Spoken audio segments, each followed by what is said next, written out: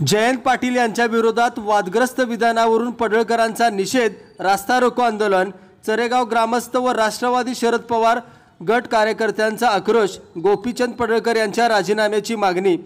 उमरज येथे माजी मंत्री व आमदार जयंत पाटील यांच्या विरोधात वादग्रस्त विधान केल्याप्रकरणी भाजप आमदार गोपीचंद पडळकर यांच्या विरोधात उमरज येथे संताप व्यक्त करण्यात आला।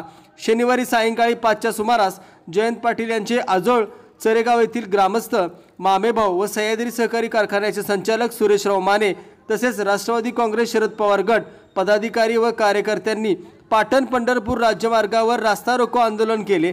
या आंदोलनादरम्यान कार्यकर्त्यांनी पडळकर यांच्या प्रतिमेला जोडे मारा आंदोलन केले व निषेधाच्या घोषणा दिल्या। उमरज पोलीस ठाण्यात निवेदन देऊन पडळकर यांच्या विरोधात गुन्हा दाखल करण्याची मागणी करण्यात आली। यावेळी सुरेशराव माने म्हणाले, आमदार जयंत पाटील हे महाराष्ट्राच्या राजकारणातील प्रगल्भ व अनुभवी नेते असून ते आमच्या गावचे भाचे आहेत। पडळकर यांनी केलेले वक्तव्य अत्यंत आक्षेपार्ह व अवमानकारक आहे, याचा आम्ही तीव्र निषेध करतो। मुक्तागिरी न्यूजसाठी महेश सूर्यवंशी, उमरज।